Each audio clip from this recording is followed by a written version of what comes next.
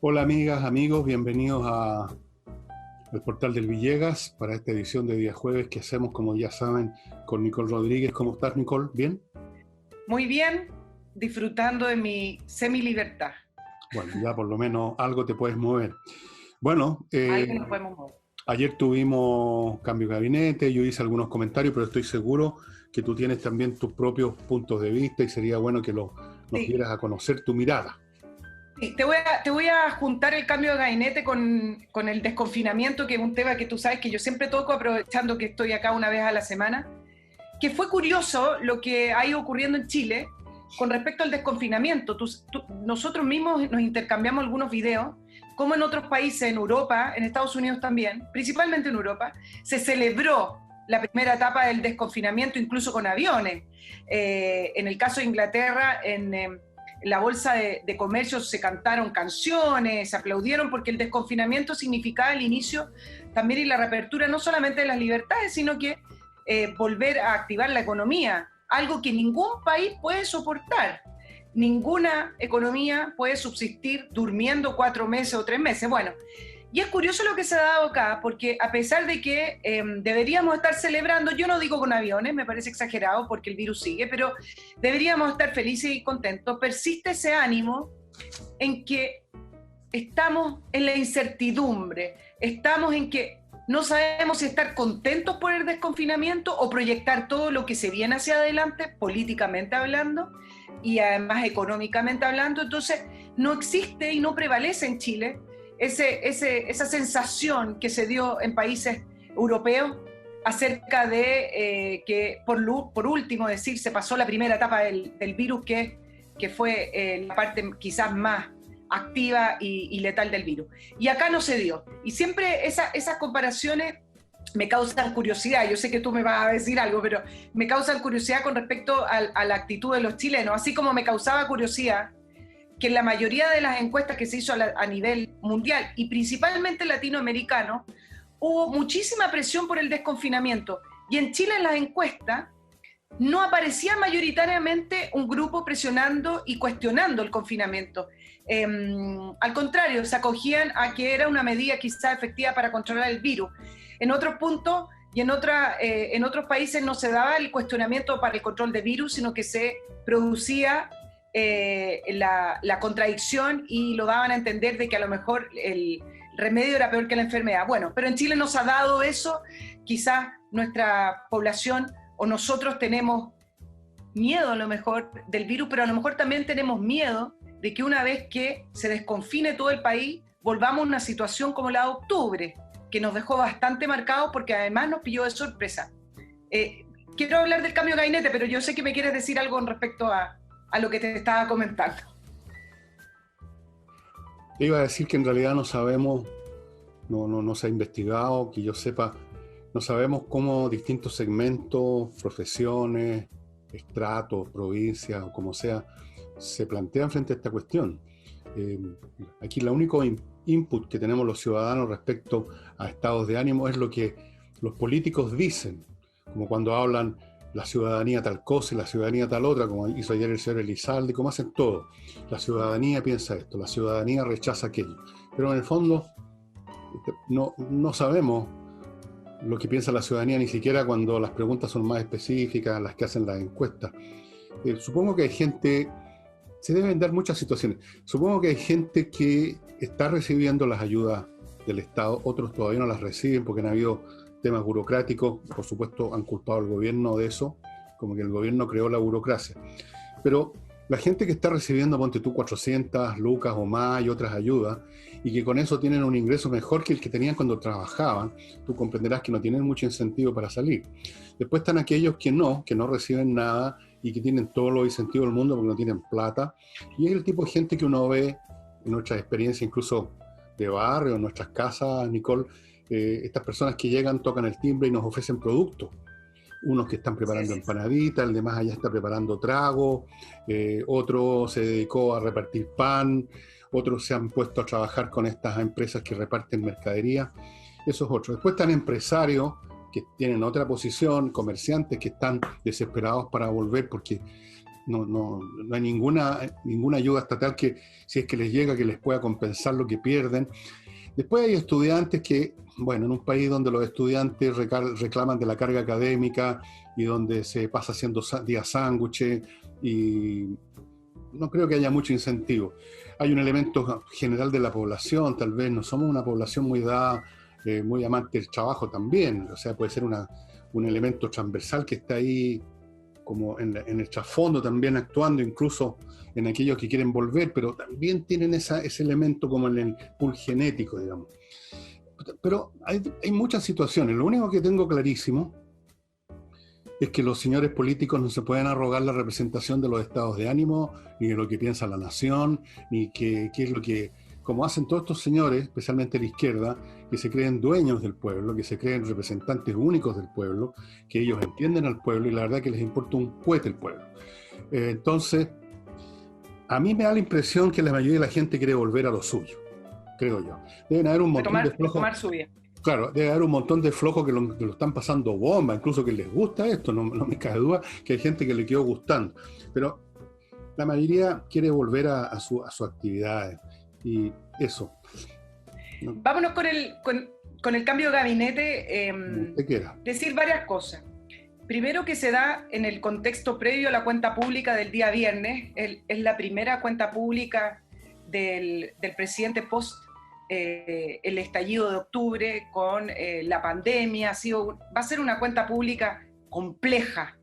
Desde ese punto de vista era necesario quizás tener ciertos simbolismos. Yo entiendo el punto de vista que has planteado en algunos programas con respecto a que ni siquiera con Mandrake el Mago un nuevo equipo político puede cambiar quizás esta dinámica que ya se instaló y esta manera de hacer política y quizás tsunami que se está produciendo en el país. Pero los hitos sí son importantes, lo he ido aprendiendo con el tiempo, uno que es tan concreta, ¿no es cierto? Y a veces los símbolos y marcar ciertos momentos a ratos ayuda a la política. Entonces el cambio de gabinete viene previo a esta cuenta pública para demostrar que viene un nuevo momentum del gobierno, un nuevo quizás manejo.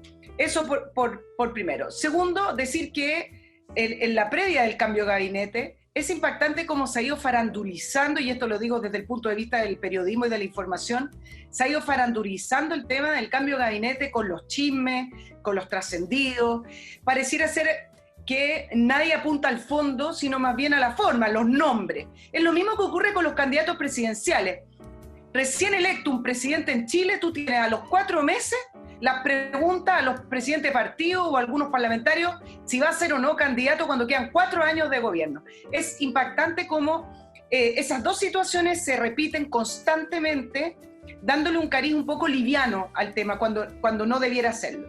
Bueno, y tercero, decir que los diagnósticos que se dieron previamente, esto igual que los comentaristas de fútbol, aunque al analista Carlos Peña no le gusta la comparación con el fútbol, porque él escribió una columna sobre la liviandad de eso, pero lo que quiero decir es que es muy fácil analizar los partidos de fútbol posterior a los resultados.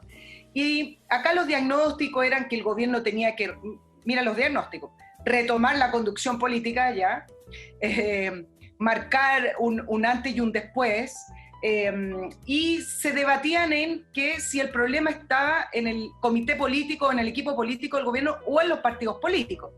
No es ni A ni B, son las dos cosas juntas. Pero lo que hizo este cambio de gabinete, igual, es incorporar todas esas visiones. Si uno analiza las personas que ingresaron, como Jaime Belolio, el senador Pérez, Alamán y Desbordes, están las dos visiones en la UDI y están las dos visiones de Renovación Nacional. Por lo tanto, tendríamos que quizás concluir que sí hubo un diagnóstico con respecto a que, debido a las diferencias de mirada o de posición o de liderazgo que tenían los dos grandes partidos de Chile Vamos, entonces había que incorporar a todos. Y lo que hizo este comité político, o este cambio de gabinete, no comité político puntualmente, era incorporarlos, pero además tiene la incorporación de políticos con experiencia parlamentaria y con liderazgo en sus bases. Por lo tanto, si se podría mirar desde esa manera, y entonces la idea acá se entiende que el gobierno no recupera la agenda política porque ya no la recuperó. Entendemos que el gobierno no va a ser mayoría en el Parlamento, pero sí lo que yo te podría decir con respecto a este cambio es que está apostando a recuperar su poder de veto, que es distinto a recuperar la mayoría, tratando de alinear a los partidos políticos y volver a tener ese 2/3 que tiene del Parlamento. Y un detallito que te quiero agregar para darte el pase, hablando de fútbol, Generosa son dos cosas importantes. Yeah. Son dos cosas importantes. Este gabinete tiene un mérito que no es por cómo han ejercido, porque llevan prácticamente un día. Tiene el mérito de que el gobierno pudo incorporar a sus ministerios a políticos de gran bagaje, pero además políticos que todavía les queda una larga vida política. Jaime Belolio, Mario Desbordes y Alamán todavía están en la primera línea de la política. Pérez me parece que ya es una persona que seguramente le va quedando muchísimo menos, pero en el caso de las tres grandes incorporaciones, no voy a hablar de los enroques, son personas que le queda vida política, son personas que son presidenciables. ¿Y por qué digo el mérito? Porque hay que hacer memoria, y por ejemplo, cuando el segundo gobierno de Michelle Bachelet le renunciaron los ministros de Hacienda y de Economía, y tuvo que hacer grandes enroques también, no encontraba gente para incorporar a su gobierno por una gran razón, y que pudo haber tenido este gobierno también. Ningún político con proyectos en carreras políticas se quiere incorporar a gobiernos que están fracasados, si se pudiera decir así, o a gobiernos que no le van a dar voto, o no quieren salir, más fácil te lo voy a decir, no quieren salir en la foto al lado de un presidente que no tiene mucha popularidad. Entonces tiene un mérito, incorporó a estas personas, quizás entendiendo que el momento político que requiere el país va mucho más allá de salir con un gobierno con alta popularidad o no, sino que tiene que ver con un proceso constituyente que va a ser difícil y que va a ser necesario que la derecha plantee los famosos principios y conceptos de una manera unida y una manera clara. Y como último, ya que te di el ejemplo de Michelle Bachelet, para no recargarlo en el gobierno de ella, en el segundo gobierno, también decir que hay que acostumbrarse a los tiempos que estamos viviendo, a los tiempos políticos, donde los cambios son bastante rápidos. Hice el análisis desde el gobierno de Elwin hasta el gobierno de Piñera II, cómo se han ido suscitando los cambios de ministros. En el caso de Elwin, por ejemplo, él tuvo 14 ministros que lo acompañaron durante todo su periodo presidencial. Y cuando uno empieza a ver el gobierno de Eduardo Frei, el gobierno de Ricardo Lagos, Michelle Bachelet I, Piñera, Bachelet II, se da cuenta que acá hay una constante que ha ido aumentando y que tiene que ver con el aumento en el cambio de los ministerios de una manera muchísimo más rápida en que se daba en el pasado. Yo creo que eso también es propio de los tiempos. Y hay que desdramatizar también el punto de que un gobierno tenga que cambiar constantemente a sus ministros. En todo caso, Michelle Bachelet II lleva el récord, cuando tuvo que cambiar, después del caso Cabal, a 9 ministros en un solo momento de su ministerio, y así como también lleva el récord cuando le renunció el equipo económico completo después del caso Dominga, que fue la renuncia del ministro de Hacienda Valdés y el ministro de Economía. Esos sí han sido hitos también de cambios drásticos de ministerio. Bueno, has dicho un montón de cuestiones, voy a ir a tratar de acordarme de algunas. Tú decías que hay una carga simbólica en estos cambios. Mi gabinete fue una de las primeras cosas que tú has comentado. Y uno se pregunta, ok, ¿símbolo de qué? Porque los símbolos hacen referencia a otra cosa, ¿no es cierto? Es como un signo caminero. Personalmente me parece que si acaso este es un símbolo, es como una señal de una línea férrea por la cual no pasa un tren hace 40 años. Entonces, aunque esté la luz roja, tú llegas y pasas, sabes que no viene nada.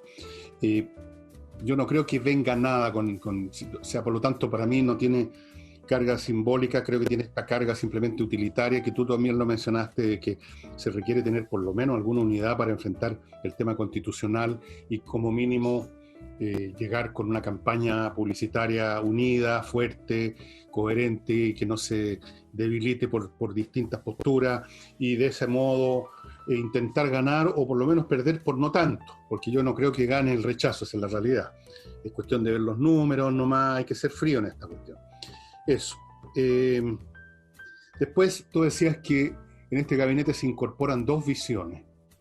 Pero incorporar dos visiones como no incorporar ninguna, porque solamente una visión puede administrar un país, no puede administrarse esquizofrénicamente con visiones distintas. Incorporarlos, poner juntos a personas con visiones distintas, no asegura que esas visiones se junten. Simplemente están físicamente juntos, uno mirando para allá y el otro mirando para acá.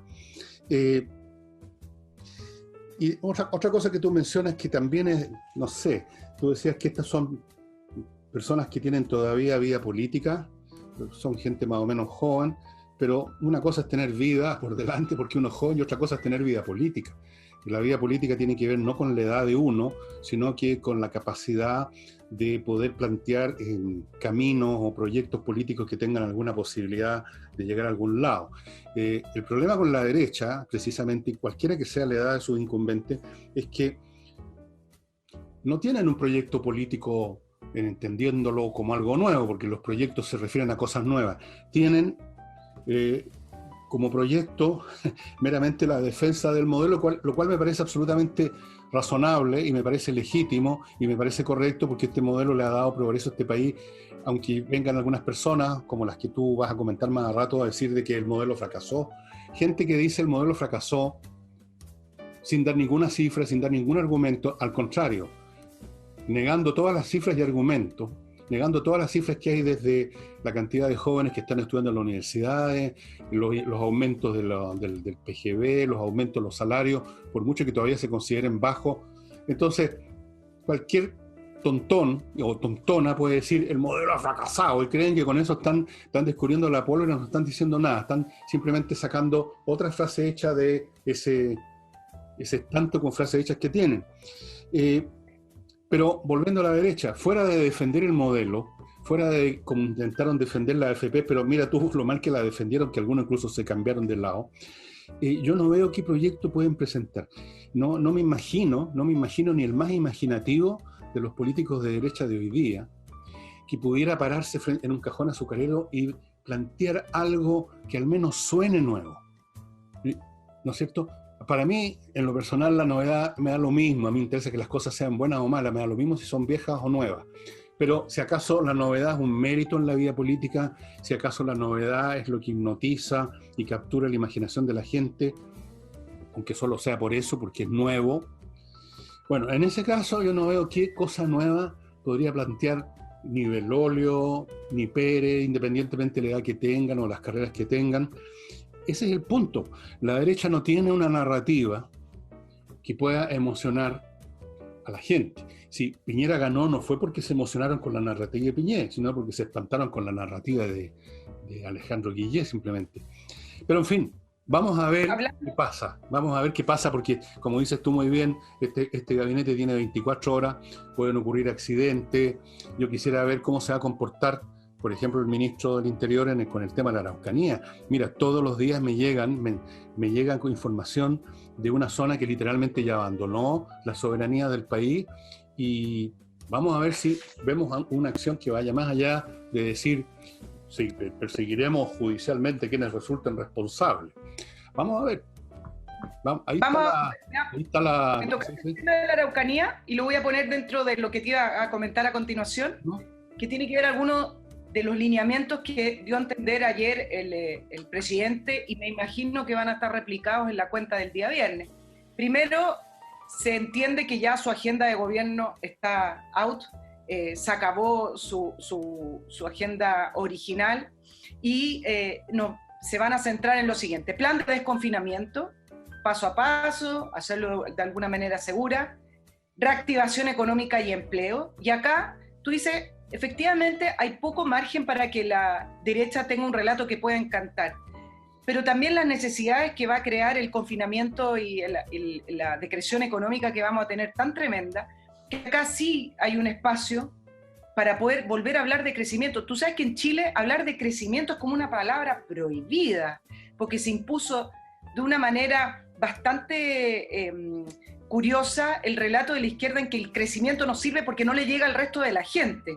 Entonces, acá sí, ante una crisis económica tremenda que generaciones como la de uno para atrás, incluso para adelante, no han visto nunca, quizás sí hay un espacio para poder hablar de crecimiento, porque el crecimiento no se ve, pero cuando falta sí que hace falta. Entonces, acá sí que tiene un espacio. Imagínate que la proyección en Chile es crecer al 0.5 entre el 2019 y el 2022, con una leve buena proyección para el 2021 que es de 4.5, que dicen que los analistas económicos, que ni siquiera alcanza para recuperar lo que se perdió en octubre del 2019. Pues las cifras son tremendas. Entonces, acá sí hay un relato para poder volver a hablar sin complejo, de crecimiento. Y con respecto a seguridad, tú hablabas del ministro Pérez. Bueno, quizás también hay algo de simbolismo, porque tú estás hablando de un senador que es de la región del Biobío y Ñuble, y es un senador que se ha referido al tema de la Araucanía, es un senador, como lo llaman, de los duros. Entonces, a lo mejor sí hay un simbolismo con respecto a que en esta oportunidad, lo han dicho varias veces, pero veamos si ocurre, en esta oportunidad sí va a haber prioridad con respecto a volver a pacificar parte de la Araucanía. ¿Cómo? Cuando tú tienes una situación donde ya hay grupos armados que incluso se jactan de sus armas y las muestran y amenaza al señor James Toole con hacerle la guerra al Estado, dime tú, ¿cuál es el único camino que quedaría en ese caso, suponiendo que Pérez se atreviera a tomarlo el gobierno?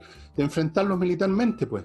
Si ellos están enfrentando militarmente al país, el país tendría que enfrentarlos militarmente a ellos. ¿Tú crees que se va a dar ese paso? Cero. No tienen tiempo para darlo. Cero posibilidad. Por lo tanto, ¿qué va a hacer? Puede decir lo que quiera. Aquí todos pueden decir lo que se les dé la gana. Pues dijo, desde luego, Pérez, que hay que alejar a los violentos. Sí, pero ¿cómo los aleja? Todos los violentos no los aleja con una prédica desde el púlpito. No los aleja nombrando a Yentul, como dije ayer, cónsul en algún lado. Tú a los tipos que están en esa actitud, tú los combates. Ni siquiera ya es un tema de ir a buscarlos para llevarlos a la justicia.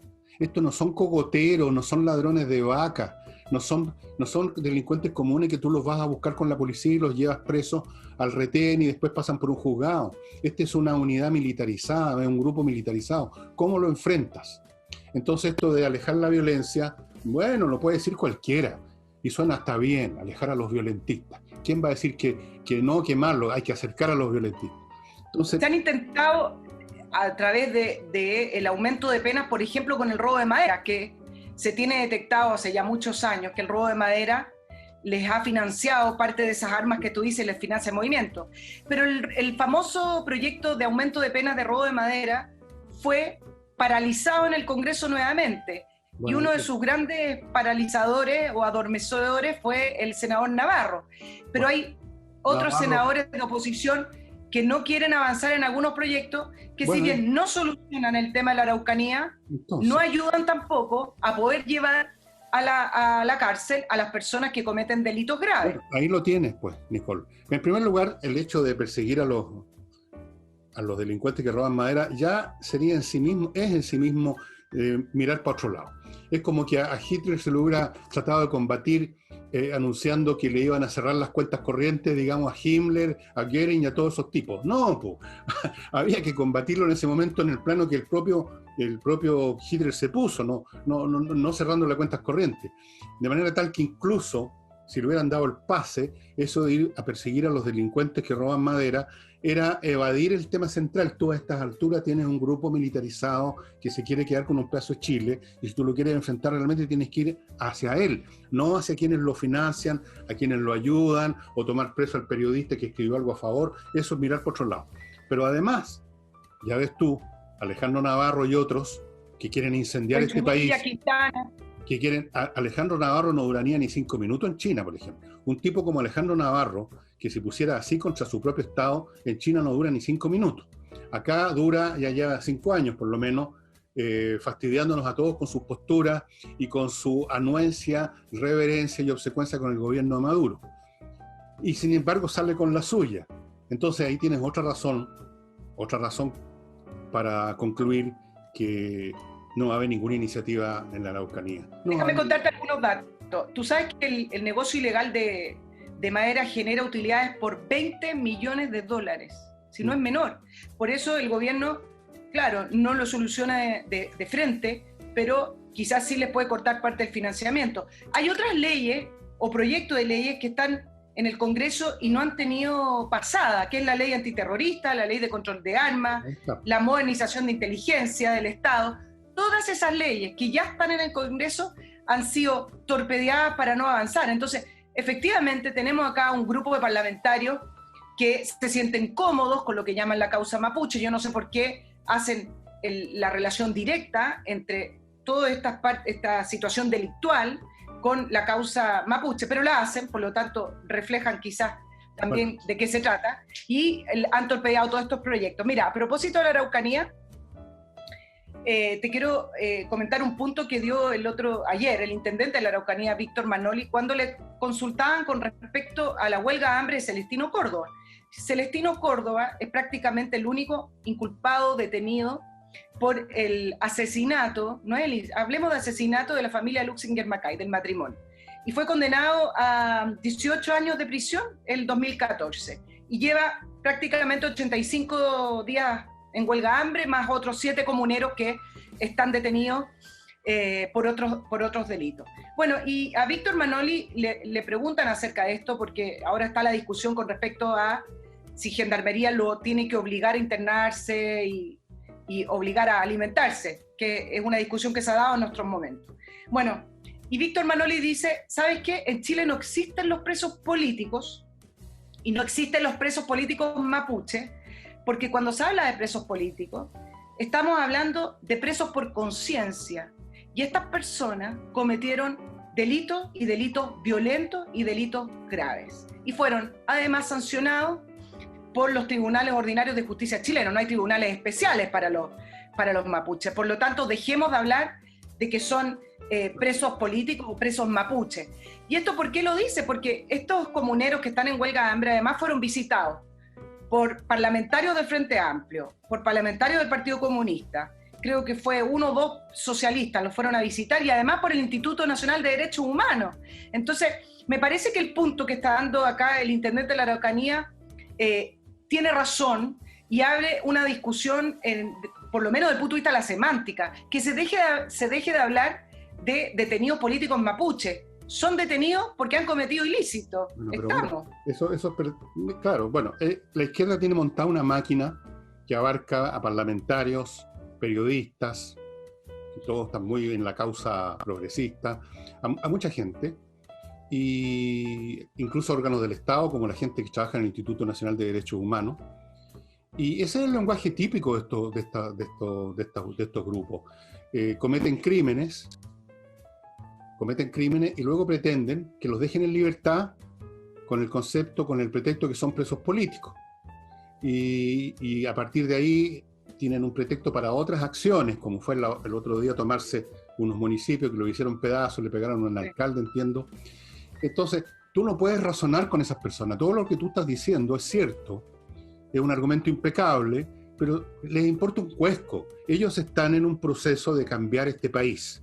Y cuando alguien está en esa actitud, y la historia está repleta de situaciones similares, tú no los vas a convencer de otras cosas haciéndole una demostración en un pizarrón. Tú no los vas a convencer de que estos señores presos políticos cometieron crímenes.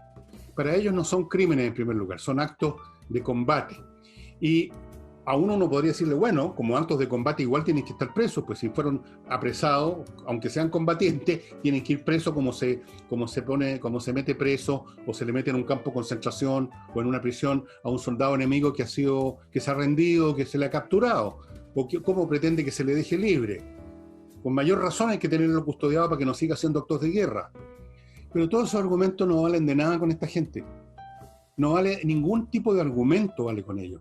Cuando te dicen que este modelo fracasó, anda tú a sacar cifras de que las universidades, que el ingreso, que el PGB, les importa un cuesco. Para ellos, aparte de que muchos de ellos no entienden nada, o que son deficitarios intelectualmente varias de las personas que conocemos, por último no les interesa. Ellos están en la tarea de cambiar este país de arriba a abajo. Entonces, argumentos formales, lógicos, o matemáticos, o estadística, o jurídicos, les importan un huevo. Y es una vergüenza de esos parlamentarios pero también les importa un huevo. Ellos van a lamerle los calcetines a los comuneros y se sienten maravillosos que están contribuyendo con la causa. Y además se sienten protegidos, están comprando una póliza de seguro para lo que venga más adelante. Hay una mezcla entre botarse a choro y ser cobarde. Entonces, mira, y es curioso, pero ¿cómo te enfrentas a todo eso? Volvamos al punto inicial. ¿Qué hace Pérez frente a esa máquina que se montó a lo largo de años en Chile, en donde está la prensa, que se ha entregado completamente a esto por salvar el poto, los periodistas, los parlamentarios de izquierda que tienen mayoría, un montón de gente, estudiantes tontones que se suben a todas las causas? ¿Qué haces contra esa luz de pelotudez y de convencimiento de que hay que seguir adelante y echar abajo lo que hay para construir no se sabe qué? ¿Qué haces tú? ¿Qué va a hacer el gobierno frente a eso? ¿Qué va a hacer Pérez? ¿Cuál va a ser la manera que va a alejar a los violentistas? ¿Con papeles prendidos? Son las preguntas que hay que hacer al ministro. En todo caso, desde el punto de vista de la semántica que hablábamos desde un principio, con respecto a lo que habla el intendente de la Araucanía, sí, no deja de ser menos importante, porque cuando se empieza a establecer de que en Chile hay prisioneros políticos o prisioneros mapuche, empiezan los organismos internacionales y nosotros estamos en un concierto internacional. Entonces es importante también frenar la dinámica en las cuales organismos internacionales le vengan a exigir a Chile la liberación de personas que acá en Chile sabemos cometieron delitos y no están detenidos solo por el hecho de ser de la etnia mapuche. Pero si tuviéramos un gobierno con pelota, le importaría un huevo que vinieran aquí estos burócratas vendidos y recontra corruptos, entregados hace rato, como se ha probado que ocurrió en la Organización Mundial de la Salud, vergonzoso. Les importaría un cuesco que vengan si es que quieren venir, que vengan a hablar todas las estupideces que quieran. Pero este gobierno es tan débil que cae de rodillas frente a estos emisarios que vienen aquí, vienen a juzgar, vienen a denunciar, vienen a poner notas, a ver si nos sacamos un cuastrito que sean derechos humanos. No, sí, vuelvo a repetirte, Nicole, y ojalá pudiera haber un cambio, aunque fuera mínimo, y creo que no va a haber ninguno. El único, el que tú mismo notaste, un poquito más de cohesión para enfrentar el plebiscito. Y ahora permíteme entrar a mi primer bloque comercial. Alcanzo a hacer el último para cerrar el tema del gabinete, un último punto para poder después ir a otro tema. Con respecto a la debilidad, que estamos de acuerdo, y con respecto a las derrotas intelectuales que ha tenido la derecha, la oposición está instalando, y tú lo mencionaste en el programa de ayer, con esto de ponerle la etiqueta a este gabinete, que es la etiqueta del rechazo. Y en el fondo lo que uno lee, o la lectura que se puede sacar de eso, es que en el próximo plebiscito de rechazo o acepto de la reforma de la Constitución o de cambio de la Constitución, ellos están tratando de establecer la misma dinámica que se dio con el sí y el no. Es decir, los que están con el no están en la línea correcta de la vida, y los que están con el sí están yéndose por el camino del mal. Entonces, acá vamos a ver, ya vimos la respuesta de Belolio, que fue una respuesta simpática, pero acá vamos a ver si efectivamente la derecha, quienes sí están por el rechazo, tienen el rigor intelectual y la fortaleza intelectual de decir, bueno, nosotros lo rechazamos, ¿y qué? Acá no hay el camino bueno y el camino malo. Para eso se acá requiere... hay opciones, y en una democracia hay opciones, y ambas opciones pueden ser igual de malas o pueden ser igual de buenas. Vamos a ver, déjame hacer ese acto de honestidad. La derecha demostró lo que es hoy en día con la votación del 10%, así que yo no espero nada distinto para el plebiscito. Andan dando explicaciones, la derecha vive dando explicaciones, cayendo de hinojo a pedir perdón por existir, por respirar. No vaya a pensar de que van a sufrir una conversión espiritual de aquí a octubre, las pelotas. Déjame partir le tocó en sorteo esta vez a Controller. Parto con Controller, amigo, ya saben, es una empresa que se dedica, como lo dice la palabra, a controlar, en el sentido de ver que su sección administrativa de su empresa esté funcionando bien y no Mahoma nomás, o mal, de frentón. Está fundada por contadores auditores de larga experiencia en empresas internacionales, 20 años, tienen el mejor software y tienen planes para mejorar, para examinar su gestión administrativa en todos los aspectos para empresas pequeñas, medianas y grandes. Así es que ahí están los teléfonos, están los contactos, no pierde nada con contactarse ahora, no le cuesta un peso y puede cambiar, de hecho va a cambiar la vida de su empresa. Y sigo con Lavoclub, el detergente desarrollado en Chile que tiene un montón de ventajas sobre los demás detergentes. Vienen en un contenedor de 10 litros que le dura mucho, es biodegradable, es hipoalergénico, se lo van a dejar a la casa, se lo reponen en la casa. ¿Quién más puede pedir, hombre?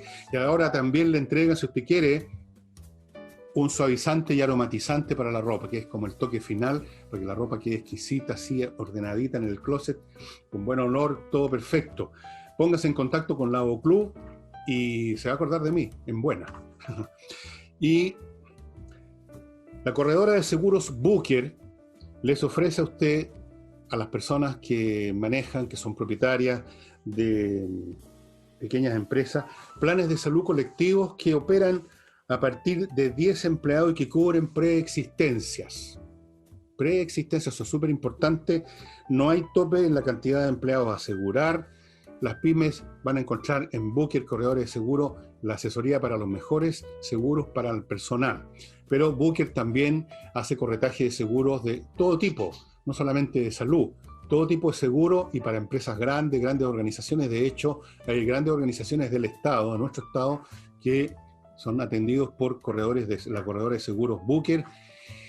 Incluso otro servicio, la administración de los seguros que usted ya pueda tener. Es una cosa muy importante, súper importante. Yo ayer mismo descubrí que tenía un seguro vencido hace como 14 años atrás y juraba yo que estaba vigente. Nos pasa a todos, le pasa a las empresas también. Y continuamos ahora con Nicole. ¿Cuál es su próximo tema, Nicole? Vámonos con el próximo tema, a propósito de que el día jueves, hoy cuando están escuchando el programa, ya los afiliados a la AFP van a poder solicitar su 10% de retiro a través online, lo han repetido varias veces. Pero me quiero agarrar de una entrevista que dio Jasna Proboste el fin de semana, la senadora demócrata cristiana, que le queda poco de demócrata cristiana, sí, digámoslo, ¿por qué no? Diciendo que... Creo que tiene un doctorado en abdominales, ¿no? ¿No? Bueno, yo pensé que tenía un posgrado en eso. Bueno, en fin. Lo voy a buscar en su currículum y te lo confirmo. Jasna Proboste hablaba de que con la votación del 10% y la alta aprobación ciudadana, demuestra los 40 años de un modelo fracasado. Y que dice que es la motivación para avanzar en cambios profundos y seguir con otras reformas constitucionales, y ahí adelantó lo que pretenden seguir un grupo de parlamentarios a través de una moción que también iría a través de reforma constitucional, que tiene que ver con la nacionalización del 90% del resto de los recursos que quedan en la AFP. Y quiero decir varias cosas con respecto a este punto. Quieren robar en grande ahora, ¿eh? Quieren robar en ahora grande. quieren ir por el motín más grande. Pero con respecto a afirmar que el modelo fracasó, bueno, varios puntos que podríamos ir examinando. Primero que la aprobación del retiro no reveló que un modelo fracasado. El hecho de que la AFP entreguen pensiones bajas va muchísimo más allá de lo que puede hacer la AFP. La AFP es un modelo que se diseñó en los 80 con una realidad de los 80, y ya lo hablamos en el programa pasado, cómo el mundo político fue dejando pasar las reformas que sí eran necesarias, quizás a costa del financiamiento que recibían de la AFP, y eso hizo que finalmente la AFP se quedaran tranquilas con el 10% que recibían de las personas que trabajan, y no se hicieron los cambios que había que hacer.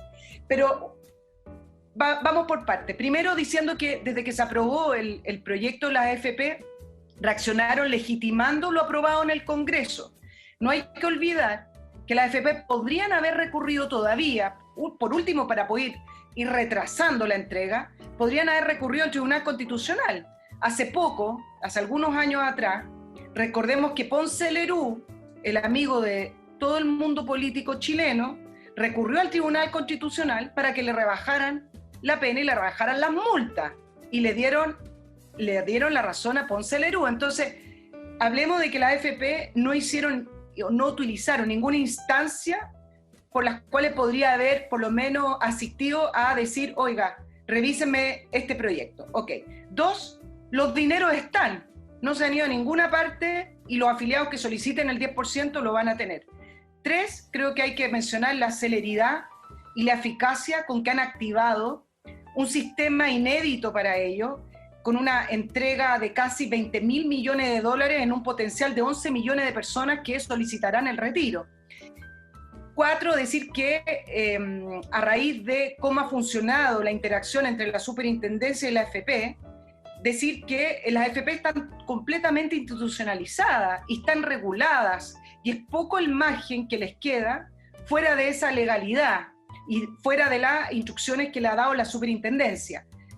4, decir que la operación logística, además, que lo menciono junto con el otro punto, que es sin precedentes, ha estado con una rapidez y fluidez que yo creo que si hubiera sido del Estado difícilmente se hubiera podido dar.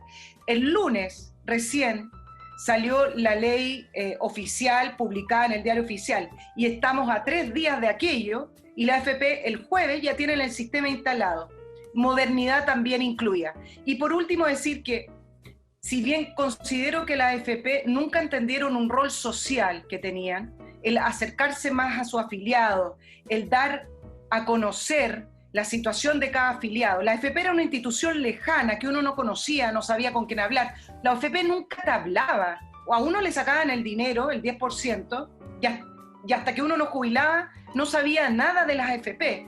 Y en eso cometieron un error, y esto quizás un buen ejemplo para el resto de las empresas. Las empresas sí cumplen un rol social, sobre todo cuando estamos hablando de la previsión, de las jubilaciones. Y en esto la AFP, por estar tan tranquila, por tener tan cómodos al mundo político, ellas también se acomodaron y se deslegitimizaron por eso. Bueno. Pero acá le quiero dar un punto contrario a lo que dice Jasna Proboste.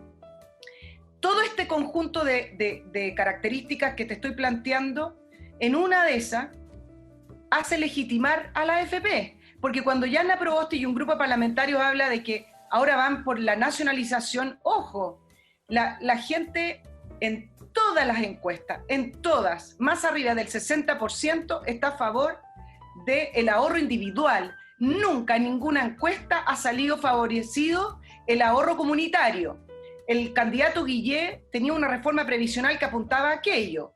Y en el caso de Piñera, que planteó una reforma provisional, apuntaba al ahorro individual con un pilar extra comunitario que era un menor porcentaje. Entonces, hay que tener quizá cuidado al decir aprovechemos el vuelito, porque no me queda claro que la gente vaya a aprobarles que les quiten sus ahorros individuales, porque con esto están legitimando el ahorro individual aún más. El problema es que la gente, por supuesto, piensa como tú dices, lo conversamos ayer del resultado de esta encuesta de Plaza Pública, que la gente quiere cuenta individual. El problema es que estas cosas no se deciden preguntándole a la gente en una encuesta, se deciden en el Parlamento. Y a esta gente les importa un cuesco que en un momento dado la gente los quiere tirar por la ventana si ellos lograron aprobar tales o cuales disposiciones legales. Ellos están en la actitud de justamente aprovechar el vuelito y echarle para adelante. Ahora, todos los argumentos que tú diste, la eficiencia de la AFP, como te digo, eso no les interesa. En cuanto a que la AFP no cumplieron un rol social o lo desatendieron, yo creo que lo cumplieron en el sentido que hicieron lo que tenían que hacer, que es agarrar 10 pesos de una cotización y convertirla en 15, en 20 o en 30, pues. Ahora, la gente ahora viene a lloriquear de que no le daban pelota, pero la propia gente no le daba pelota a las cartillas. Mira, yo a todas las personas que les he preguntado que estaban en una AFP, yo estaba en una AFP, ¿has revisado tus cartillas que te llegan una vez al mes? No sé, creo que era una vez cada 2 meses. ¿Has echado una mirada? ¿Has comparado lo que tú has cotizado con lo que tú tienes en la cuenta ahora? No le doy pelota. Mira, fíjate, todavía está envuelta en plástico el papel que me mandaron, los tiro a la basura, no miro. Bueno, ¿qué más comunicación? Si la AFP no estaba para hacer comunicación, no estaba para hacer un taller de comunicación emocional, estaba para que la plata creciera y creció. Y la AFP tienen más de 200.000 millones de dólares de los chilenos que pusieron mucho menos que eso con sus cotizaciones. Entonces, la AFP yo creo que no han cometido ningún pecado. Ahora, desde el punto de vista político, uno por supuesto puede arguir como tú haces, que hubiera sido bueno que de todas formas hubieran hecho algo más, pero dudo mucho que dado el peso enorme de todo lo que se ha dicho contra las AFPs, no más AFPs, no sé si incluso le habría salido el tiro por la culata, que prefirieron, yo creo, hace unos años atrás, quedarse callados para no complicar más, para no agitar el avispero. Esa es la actitud que han tenido. Y todo lo que tú has dicho es cierto. O sea, aquí hay un tema con los ingresos, hay un tema con la indisciplina. Hay gente que no cotiza por meses o por años, a veces porque no pueden y a veces porque no quieren. Mira, yo conozco trabajadores, todos conocemos personalmente, esta persona que tú contratas en tu casa para alguna cosa y que te dice, oiga, pónganle menos ingreso para pagar menos cotización. Bueno, quieren ahora aprovechar esas 5 o 10 lucas extra, no quieren llevarse, que se vayan a una cotización. Entonces, ahora resulta que las AFP son los culpables de todo, pero es un tema que ya pasó. Mira, esta gente quiere echar abajo todo. Esto del 90% ya es el acabose. Ni siquiera iría a un fondo de reparto, iría al Estado, que no es lo mismo que un fondo de reparto. En el Estado donde desaparece, mira lo que ha pasado en Argentina. Han metido mano no sé cuántas veces en los fondos de pensiones. ¿Quién lo impide? Los políticos, aparte que les importa un cuesco, se ponen sin vergüenza. No les importa nada. Una vez que cometen el primer desatino, ya no les importa nada. Pregúntale a los argentinos qué piensan de sus políticos. ¿Y qué les importa a los políticos? Se llevan con plata a sus casas. Después resulta que los liberan, no pasa nada. La gente puede estar refunfuñando en las calles, pero los tipos funcionan en un nivel institucional donde se arreglan los bigotes unos con otros. Entonces, el problema es que esta gente puede salir con la suya, como salieron con el 10%, como pueden salir hasta con el 90%, porque están en el Parlamento y tienen los votos. Y lo que reclame la gente no tiene ningún efecto para ellos. Por último, están arrancando después como cucaracha. ¿Quién sabe cómo se llama el fulanito del Frente Amplio de alguno de estos partidos que votó por el 90% por quitarle a la gente, porque es un robo, el 90%? ¿Quién se va a acordar si uno no sabe ni los nombres de esa gente? Son tan borrosos, son tan pocas cosas, uno no sabe quiénes son. Los que conoces tú son no mucho mejor cosa, simplemente porque aparecen más los medios de comunicación. Entonces, no tienen ningún temor. Y la actitud de la gente y la rabia de la gente que les vayan a robar su plata, porque eso es lo que sería un robo disfrazado de buena onda para la comunidad, para la tribu. Esa gente no puede hacer nada. Ellos están con el no poder. puede hacer nada. Pero sí, en este caso se podría dar la situación en la cual esas famosas cacerolazos, apoyos por Twitter, todo ese apoyo ciudadano que tuvo el 10%, yo te aseguro que la nacionalización no la tiene, porque la percepción de la gente es que ese dinero es suyo. Muchos analistas hablaban con respecto a este retiro del 10% AFP, de cómo la izquierda había cavado, no sé si su propia tumba, pero había ratificado y había sostenido con el retiro del 10% la individualidad de los ahorros, un principio que estaba más bien en la derecha y no en la izquierda.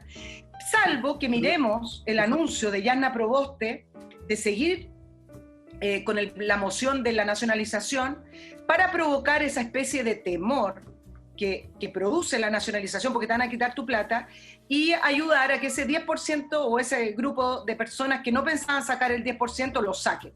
Porque hay dos grupos de personas. La mayoritaria es que la va a sacar porque la necesita. Pero yo no sé Pero si hay un grupo de personas que no necesita sacar el 10% y la va a sacar igual, porque las conversaciones que uno escucha es: yo por lo menos voy a rescatar mi 10% porque no quiero que me roben todo. Entonces, salvo que le demos una mirada con respecto a que acá hay una estrategia comunicacional para incentivar aún más el retiro del 10%. No creo que Yanna Proboste llegue tan lejos en sus cálculos, en primer lugar. No, ella simplemente actúa como los demás, por lo demás, no es la única, sobre la base de las hormonas y su odio al sistema, al modelo. Habría que estudiar la historia personal de todas estas personas, hacer un seguimiento biográfico y ver qué traumas sufrieron en la niñez, qué historias han tenido en su vida, qué fracasos han sufrido y cuáles son los orígenes del resentimiento que tienen contra todo lo que sea libertad, emprendimiento, cosa individual. Todo eso les cae, es algo más que un rechazo racional, es una cosa visceral de esta gente, es visceral. Y uno que yo conocí a muchos de ellos en los años 60, no eran muy distintos los de ahora, muchos de ellos son los de ahora, más viejos nomás. Había siempre una cuestión visceral, no era un tema de que se subieron a pensar mis perros. Sí, yo sé. Una bomba por aquí, una sirena y empiezan a joder. No era un tema en esa época, ni lo es ahora.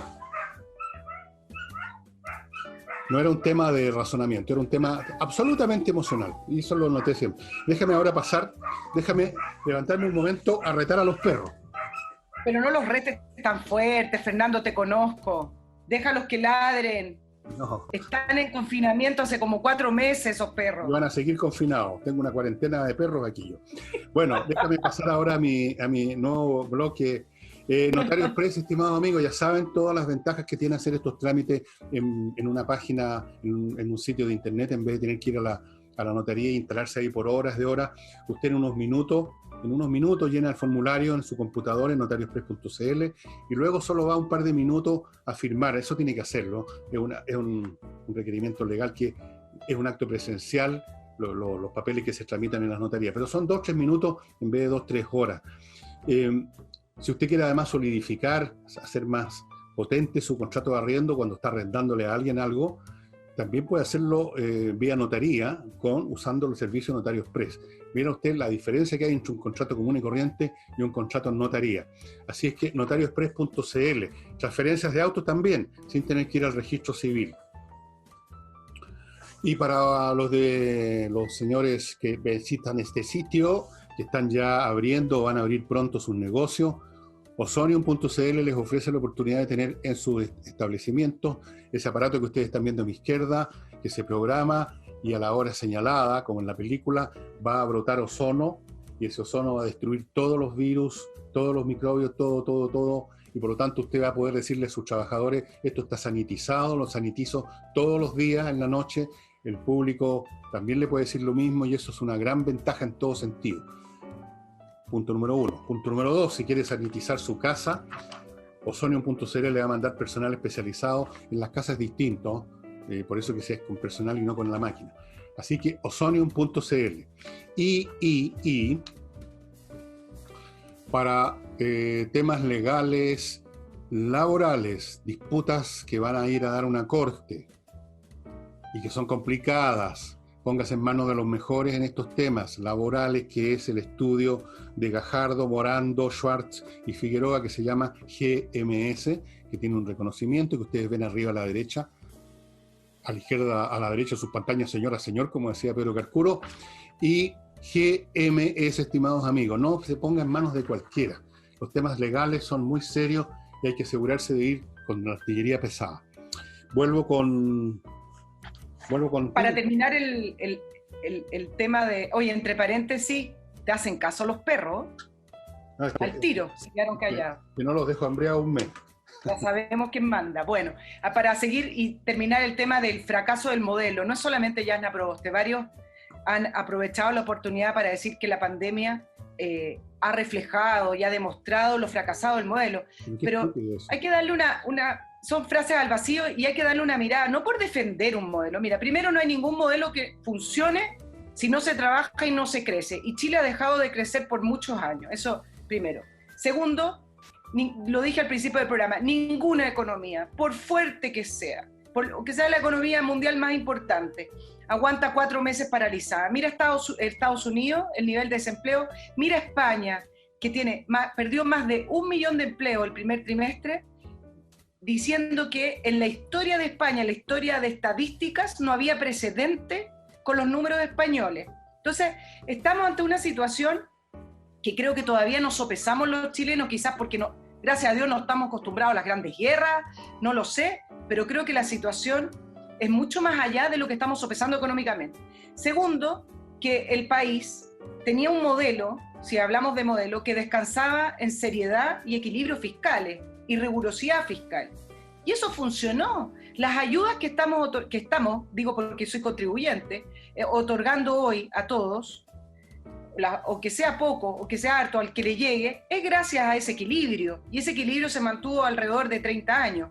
Por lo tanto, no pueden hablar que fracasó. Mira cómo se adaptó el mundo privado y en algunas instituciones públicas, para no criticarlas siempre, cómo se adaptaron a atender a medias, a levantar canales online que no tenían. De alguna manera se adaptaron y siguieron existiendo. Entonces, y el sector salud, que para mí siempre ha sido la estrella del momento en cuanto a cómo funcionó la unión de la red sector salud y sector privado y sector público. Entonces, cuando se tiran frases al aire de esta pandemia reflejó lo que nadie quería ver, la pobreza. Bueno, yo creo que no tiene ningún argumento sólido que lo respalde. Bueno, pero yo te digo, no vale la pena, yo no perdería el tiempo ni un minuto razonando con esta gente. Son incapaces de razonar, están emocionalmente incapacitados para razonar. A lo mejor alguna vez sabían sumar 2 más 2, pero perdieron completamente esas habilidades, están insertos en una prisión ideológica, hablan del fracaso del modelo chileno y no hacen ni un solo comentario del fracaso de los modelos socialistas o populistas como el de Venezuela, que lo tenemos al lado. Ni una palabra. Cuando llega a hablar el señor Navarro es para hablar del lucero de América, es el faro de América Latina, Venezuela. Entonces, con gente así, ¿qué puedes tú razonar? ¿Qué puede razonarse frente a una persona así, a grupos así, que están obsesionados con echar todo abajo, que parece que viven en la molestia de un país que crecía y que se modernizaba? Parece que quieren volver para atrás, al Chile de siempre, el Chile mediocre y chanta, que es un poco lo que dice Sebastián Edor en un documento que ha circulado bastante, el Chile que vuelve para atrás, donde ahí sí que se van a sentir cómodos estos tipos, esta gente agarrando pega en el Estado, metiendo mano en los fondos de otros, los fondos que sean, los que estén a mano. Llegado el caso, se arrancan del país, como hizo el señor Evo Morales, porque lo que hizo fue arrancarse el país, y ahora pretenden, porque estos tipos son como los vampiros, no mueren nunca, pretenden volver al poder por intermedio de otras personas. Bueno, no se puede. ¿Mencionaste Venezuela? Perdona, Nicole, pero es gente, yo la conozco desde antes que tú nacieras, conozco a esta gente de los años 60. Los vi de cerca. Algunos de ellos eran miristas, otros eran comunistas, otros eran socialistas. No se podía razonar con ellos. Vivían en un mundo de consignas, patria o muerte, afuera el imperialismo norteamericano, Yankee Go Home y otros 20.000 más. Tú no podías razonar con esa gente. Tú no podías razonar con unos tarados, como me tocó a mí en la universidad, que en un momento dijeron que había que terminar con las clases de matemáticas porque eso era una ciencia burguesa. Entonces, cuando tú te enfrentas con personas que nacen en ciertas circunstancias sociales, culturales, ciertas historias familiares o de estrato o de barrio, que terminan sublimando todo eso en este ropaje ideológico al peo, tú te das cuenta que con ellos tú no puedes hacer nada.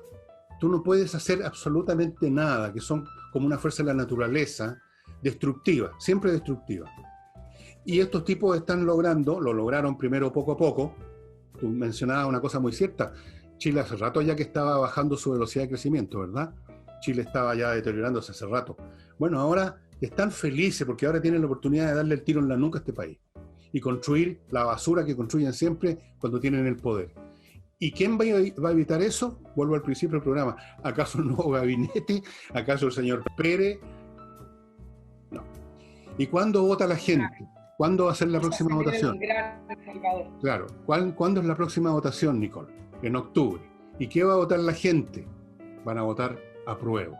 Y van a abrir las anchas avenidas para que los señores Atria, para que todos los ideólogos del Partido Comunista y otros que ya tienen la Constitución en el bolsillo, impongan jurídicamente este nuevo país que ellos quieren construir.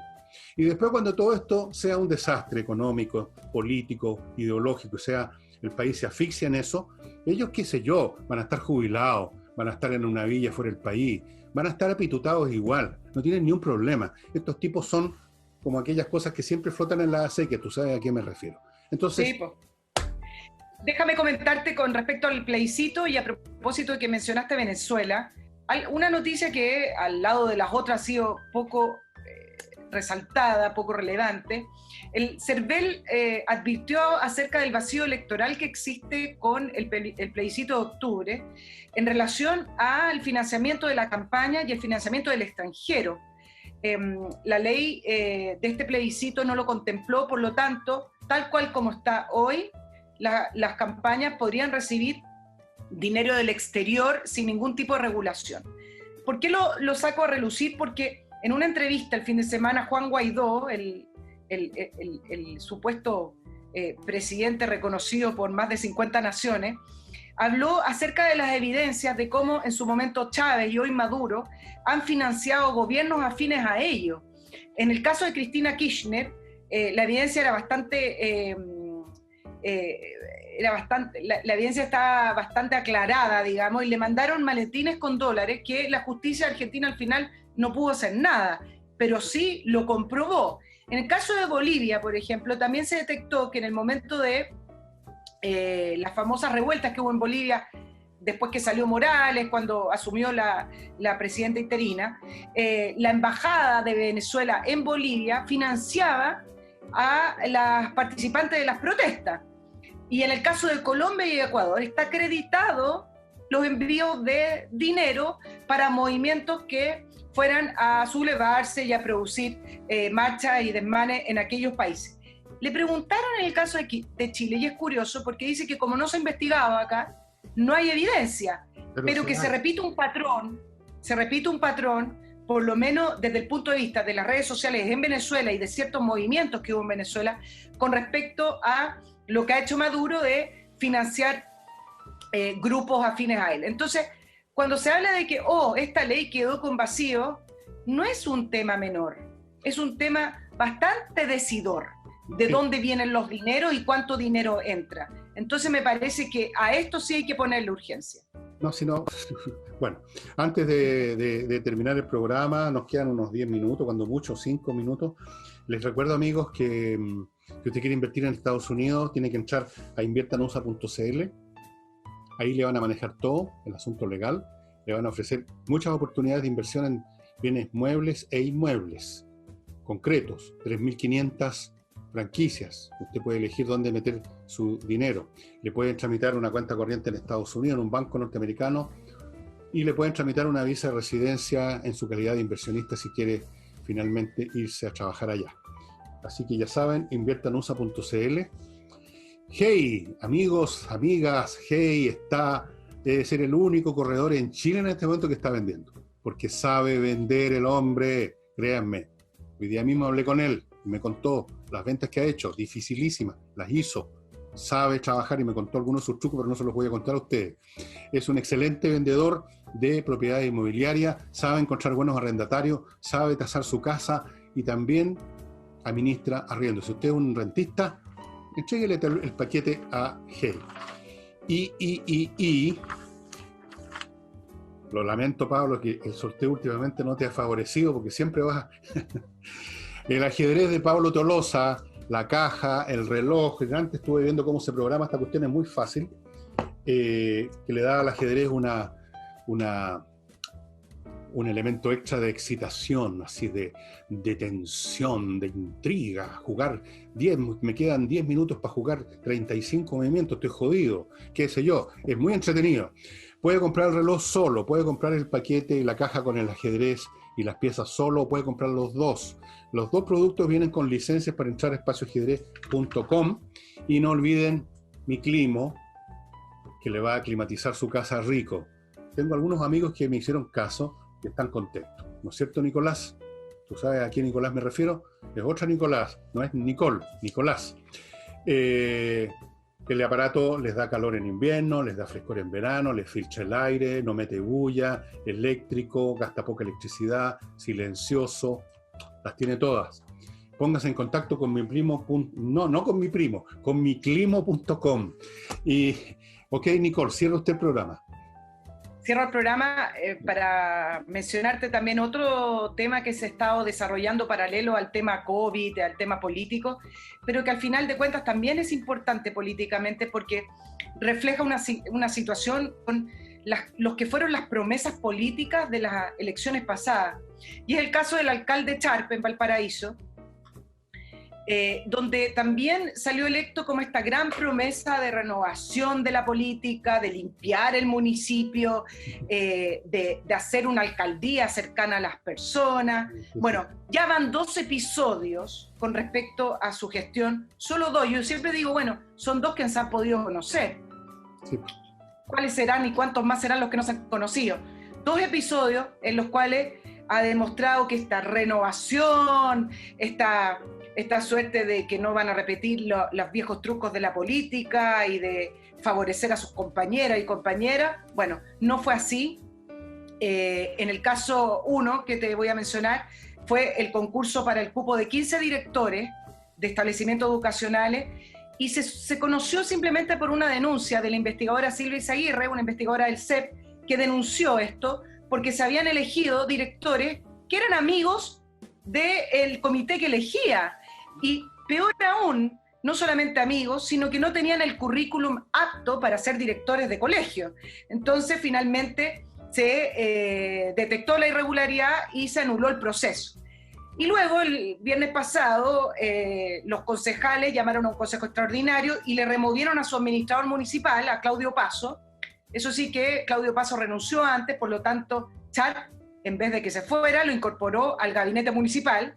Pero la remoción es relevante porque la remoción tiene que ver con manejos de dinero, ineficacia, sumarios pendientes, además de tener un plan de desarrollo regional sin ejecución. Entonces, esta suerte de candidatos que vienen a renovar, que vienen a hacerlo todo bien y con muy buenas intenciones, en el caso puntual del Frente Amplio, ha ido demostrando que caen exactamente en lo mismo y en algunos casos no solamente caen en lo mismo, sino que además no tienen las capacidades para gestionar municipios. Imagínate si fuera a gestionar otras cosas. Ese es el pecado original de la izquierda. Nunca han tenido, por su formación personal, yo no conozco la formación personal de Char y me importa un cuesco el señor Char, pero en general, por lo que yo vi en la universidad, por lo que he visto después en mi vida, no es gente que tenga una carrera profesional y personal vinculada con la gestión. Siempre ha sido al contrario, sobre todo los políticos. Está vinculada a las cantinfladas, a los discursos, a las promesas, a la cara, al bigote, a la barbita, a la juventud y a todas esas estupideces que no significan nada. Y hablar de que vienen a renovar, no renuevan nada. Podría hacer un programa explicando por qué es imposible renovar las estructuras políticas simplemente porque uno llegó con ganas de renovar. Es imposible, entiéndanlo. Y además no tienen ganas de renovarlas. Rápidamente se contaminan con los perquisites, como llaman los gringos, con los privilegios que traen consigo el poder, con la posibilidad de favorecer a sus amigos, a sus familiares, a la secretaria, a quien sea, con la posibilidad de meterse plata al bolsillo con alguna tratativa con algún personaje del mundo privado. Llegan las tentaciones y no las resisten, o las resisten como 5 minutos. Eso ha pasado en todas partes, no es ni siquiera un tema chileno. Entonces, ahora, lamentablemente, Nicole, todas estas barbaridades que uno ve en la vida de las naciones y de los pueblos a lo largo de los años, tienen un fundamento inconmovible que es la enorme ingenuidad, por no usar otra palabra, del pueblo. Que una y otra vez les cree, pues si ellos los votan, ellos los ponen ahí. Si no llegaron a espaciar los Char y los demás, votaron por ellos, pues así es que si los porteños están ahora emputecidos con el señor Char porque no ha hecho nada y por todas las cosas que tú mencionas, bueno, ¿quiénes votaron por Char? Ustedes, pues.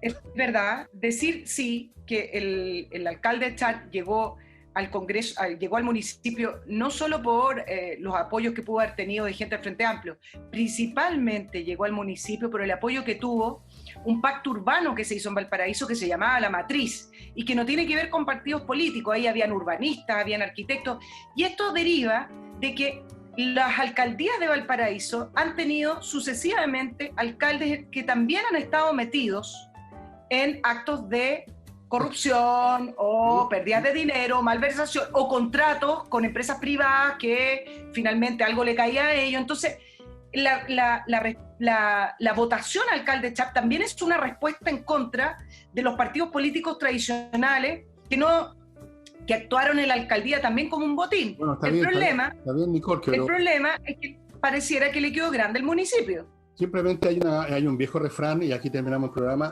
que a veces es peor el remedio que la enfermedad. Porque votar por Char y por toda esa gente, por promesas y por frases vagas, bueno, la culpa finalmente es del votante.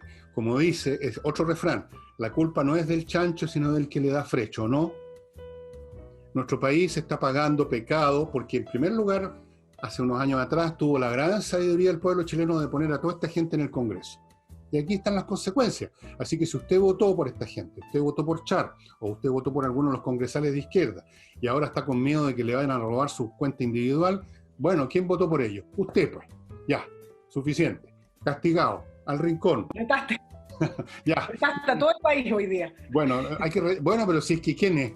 No nos hagamos las víctimas, pues. Si somos nosotros, como mi madre tenía una frase que la debe haber sacado a otro lado, no sé, decía, cada país tiene el gobierno que se merece.